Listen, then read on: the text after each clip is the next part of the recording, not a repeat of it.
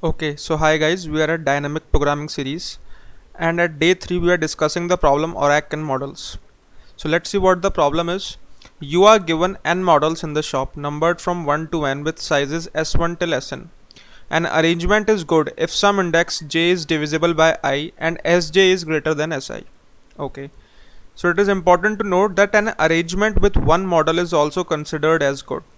अब हमारा टास्क क्या है, we need to find the maximum number of models that he can buy. Okay, so let us understand this problem with the help of an example. एक example के through समझते हैं इस problem को कि वी आर गिवन अ अरे of length 6. सो हमारे पास एक ये अरे है लेंथ 6 की एंड उसकी वैल्यूज़ ये हैं एंड इंडिसेस आर फ्रॉम 1. सो हमारे पास इंडिसेस ये है. सपोज हम यहाँ से इंडिसेस 1 से बिगिन करते हैं एंड इंडिसेस 1 के मल्टीपल्स क्या होंगे, सारी वैल्यूज़ उसके मल्टीपल होंगी. सो हम क्या करते हैं, 2 देखते हैं एक बार. सो क्या 1 का मल्टीपल 2 है? Yes of course. And the value is also increasing. यहाँ पे 3 थी, यहाँ पे 6 है. सो ये पॉसिबल एक सीक्वेंस फॉर्म हो रहा है. अब हम देखते हैं 2 के मल्टीपल्स कौन कौन से हैं इसमें. That is 4 and 6. सो एक बार 4 पे जाते हैं.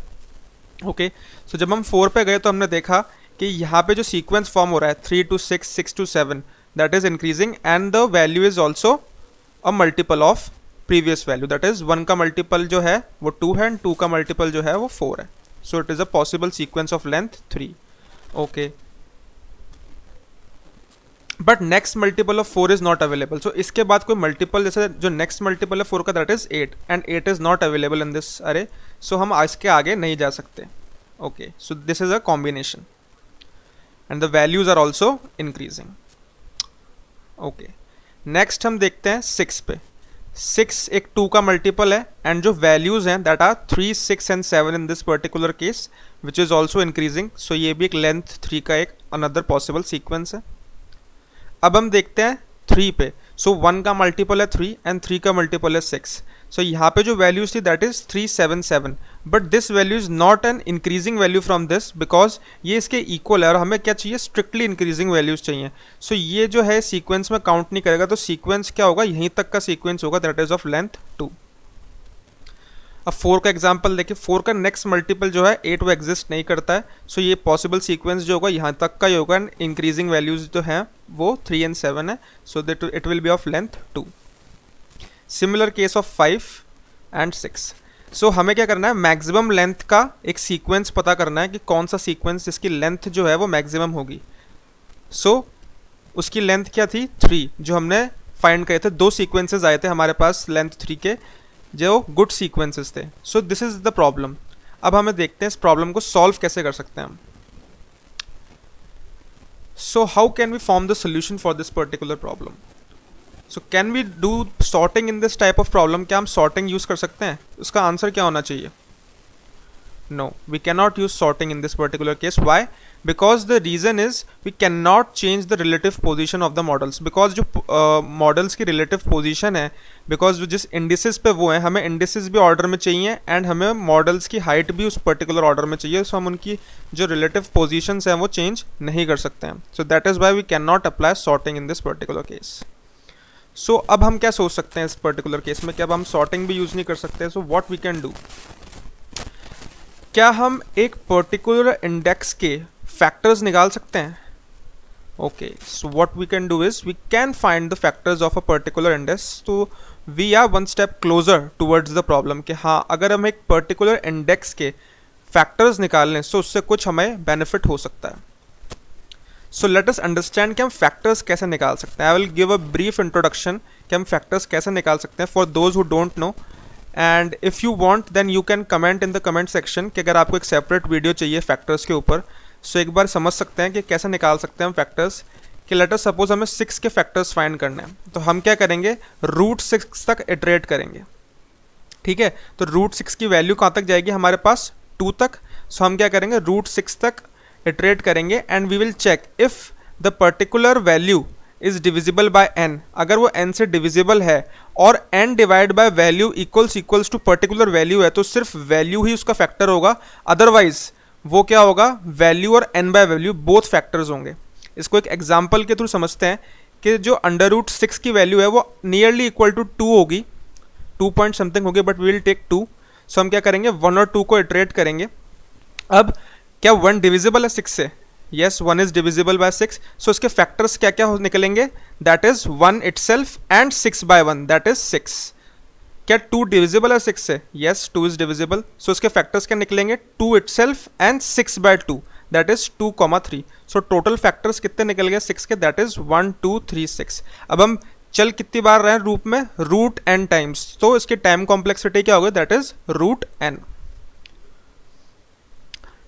Yes that was I was saying कि अगर आपको एक डिटेल्ड एक्सप्लेनेशन चाहिए कि how we can find factors of a given number, then you can do comment in the comment section and I will make a separate video for that. Now coming back to the problem, we know that we can find the factors of a given indices, so but how could we generate the answer? So now we need to apply dynamic programming, we need to use the previous answer। अब हमें previous answer का use करते हुए आगे बढ़ना है। so क्या करेंगे हम, सपोज कि हमें फैक्टर्स के बाद जो फैक्टर्स हैं उस पर्टिकुलर इंडेक्स के, हमें उन इंडेक्सेस पर उनकी मैक्सिमम लेंथ्स पता है, तो हमें क्या सिंपल करना होगा, उनकी जो लेंथ्स है एट पर्टिकुलर फैक्टर्स उन सबका जो मैक्सिमम होगा +1, बिकॉज वो वाला गिवन नंबर भी तो हम इंक्लूड करेंगे, +1 will be the answer at that particular position. So this is the logic of dynamic programming that is coming in this problem. अगर आप कंफ्यूज हैं तो एक बार और एग्जांपल के थ्रू समझते हैं। लेट अस सपोज हमें i = 4 पर निकालना है कि मैक्सिमम जो है वो गुड सीक्वेंस कितने लेंथ का फॉर्म होगा, ठीक है। तो अब हम क्या करेंगे, इसके फैक्टर्स देखेंगे। फैक्टर्स कौन कौन से हैं इसके, i = 1 and i = 2, 1 and 2 are the factors of 4। So let us suppose 1 and 2 पे हमारे पास आंसर पड़ा है, दैट इज ये 1 लेंथ की मैक्सिमम गुड सीक्वेंस फॉर्म कर रहा है, ये 2 लेंथ की मैक्सिमम गुड सीक्वेंस फॉर्म कर रहा है। सो हम क्या करेंगे, इन दोनों का मैक्सिमम ले लेंगे, क्योंकि हमें तो मैक्सिमम सीक्वेंस चाहिए इस पर्टिकुलर पोजीशन पे, तो इन दोनों का मैक्स क्या होगा, दैट इज 2। अब इस पर्टिकुलर पोजीशन पे क्या आ जाएगा आंसर, दैट इज 2 + 1 3, बिकॉज अब हम इन दोनों का तो मैक्स क्या था 2 था, मतलब यहाँ तक 2 लेंथ की सबसीक्वेंस जो है वो फॉर्म हो रही है गुड। अब हम यहाँ पे क्या करेंगे, इस पर्टिकुलर को भी इंक्लूड कर लेंगे उसमें, तो क्या हो जाएगा 3 लेंथ की सबसीक्वेंस फॉर्म हो जाएगी। बट हमें यहाँ पे चेक भी करना होगा कि ये ऑलवेज इंक्रीजिंग ऑर्डर में जो एलिमेंट्स है वो होने हैं, तो वो हम इफ कंडीशन लगा के चेक कर सकते हैं। सो एक बार इसका कोड हम गेट थ्रू करेंगे। हमने टेस्ट केसेस को इनपुट करा और हमने लेंथ ऑफ अरे को इनपुट करा। अब हम क्या कर रहे हैं, इनपुट ले रहे हैं, दैट इज फ्रॉम 1। सो हमने अरे जो है वो n+1 लेंथ की बनाई है, because indexing is from 1। So to make it easy we have taken the array of length n+1। So अब हमने इनपुट ले लिया है अरे के अंदर, और हम एक डायनामिक डीपी अरे बना रहे हैं। उसमें हम इनिशियलाइज कर रहे हैं पूरी वैल्यूज़ को 1 से, बिकॉज एटलीस्ट एक वैल्यू तो होगी जिसका पर्टिकुलर सीक्वेंस होगा वो खुद ही, बिकॉज वो खुद एक इंक्रीजिंग ऑर्डर में होगी, तो मिनिमम द आंसर तो 1 होगा ही एट पर्टिकुलर पोजीशन, और हमने आंसर को 1 से इनिशियलाइज कर लिया है। अब हम इस लूप में देखते हैं, इस लूप में क्या हो रहा है कि हम सारी वैल्यू को ट्रैवर्स कर रहे हैं और हम 1 से लेके उस पर्टिकुलर वैल्यू इंडेक्स पे हम फैक्टर्स देख रहे हैं कुछ उसके। तो ये क्या कहते हैं, टाइम्स चल रहा है inner loop, that is root N times. So j × j is less than equal to i means ये रूट एन टाइम्स चल रहा है ये पर्टिकुलर इनर लूप। अब हम यहाँ पे चेक कर रहे हैं कि if i is divisible bye j, that means जो हम ith इंडेक्स कंसिडर कर रहे हैं वो क्या j से डिविजिबल है। अगर वो है तो हम क्या कर रहे हैं, इफ़ i/j इक्वल्स i, अगर वो i/j इक्वल्स i है, that means i is the only factor. And हम यहाँ पे कंडीशन लगा के चेक कर रहे हैं इफ अरे of i is greater than array of j, क्योंकि हमें इंक्रीजिंग सीक्वेंस चाहिए। तो dp एट ith पे क्या होगा, maximum value of dp of i जो भी वहाँ पे वैल्यू रखी हुई है, कॉमा dp ऑफ j जो प्रीवियस फैक्टर की वैल्यू है +1, ठीक है। और अगर ऐसा नहीं है तो हम क्या करें कि अगर अरे of i is greater than array of j, तो हम क्या करेंगे, उसकी मैक्सिमम वैल्यू रख देंगे dp of j +1 comma dp of i। अब इसमें 2 फैक्टर्स होंगे, एक तो होगा j और एक क्या होगा i/j, जो हमने फैक्टर्स के थ्रू समझा था कैसे हमने 2 फैक्टर्स निकाले थे। तो i और i/j फैक्टर दोनों को कंसिडर करेंगे हम और चेक करेंगे कि इन दोनों में से मैक्सिमम वैल्यू जो भी है वो हम dp एट ith पे रख देंगे। So this is the loop, okay. And at last what we do is कि हम मैक्सिमम आंसर के लिए एक आंसर वेरिएबल जो हमने 1 से इनिशियलाइज करा था उसमें मैक्सिमम आंसर स्टोर कर लेंगे कि एट पर्टिकुलर पूरी अरे में मैक्सिमम आंसर लेंथ क्या आ रही है, और एट लास्ट वो हम प्रिंट कर देंगे। एक बार और इस कोड को हम एग्जाम्पल के थ्रू समझते हैं। ओके, सो हमारे पास क्या है, हमारे पास एक गिवन अरे है। अब हमें इसमें निकालना है कि लॉन्गेस्ट गुड सबसीक्वेंस क्या होगा। So what we will do is हम यहाँ पे एक डीपी अरे फॉर्म कर लेंगे और उसके इंडेक्सिंग जो है वो ये गिवन है, and we'll initialize it with 1। Okay, so for i equal to 1, इससे पहले 1 के कोई फैक्टर्स नहीं है, सो 1 पे 1 ही रहेगा। Okay, for i equal to 2, 2 का कौन सा फैक्टर है पीछे, दैट इज 1। अब हम चेक करेंगे क्या अरे of 1 is less than array of 2। अरे ऑफ 1 कहाँ है हमारे पास, ये है 1, एंड अरे ऑफ 2 कहाँ है हमारे पास, ये है 4। So yes, array of 1 is less than array of 2। So what we will do next is dp at 2, मतलब इस पर्टिकुलर पोजीशन पे क्या होगा, dp एट 2 में क्या होगा, मैक्सिमम वैल्यू होगी dp एट 2 जो अभी प्रेजेंट वैल्यू है वहां पे, plus comma dp at 1 plus 1। dp at 1 पे क्या है, 1 प्लस 1 दैट इज 2। सो यहाँ पे पर्टिकुलर वैल्यू क्या आ जाएगी, 2। सो ये हम कर रहे हैं इस पर्टिकुलर लूप कोड के अंदर। अब हम i इक्वल टू 3 पे इटरेट करेंगे। अब इसके फैक्टर्स क्या होंगे पीछे, 1, ओनली 1 ही फैक्टर है पीछे इसका।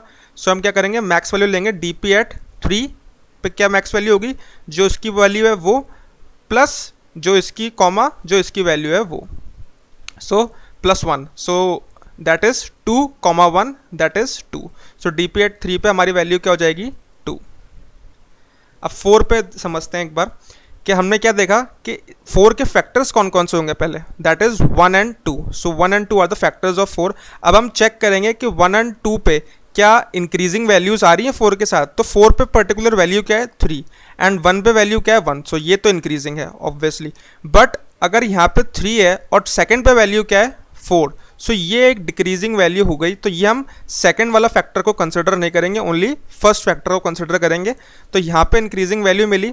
अब dp एट 1 पे क्या है, 1। सो 1 प्लस 1 इज 2, और इस पर्टिकुलर पोजीशन पे क्या है, 1। सो मैक्सिमम वैल्यू क्या हो जाएगी इस पे, 2। सिमिलरली हम 5 का भी कैलकुलेट कर लेंगे, तो इस पे भी वैल्यू क्या आएगी, 2। अब हम 6 का देखते हैं। 6 पे कौन कौन से फैक्टर्स हैं 6 के पहले, 1, 2 and 3। So these are the 3 factors of 6।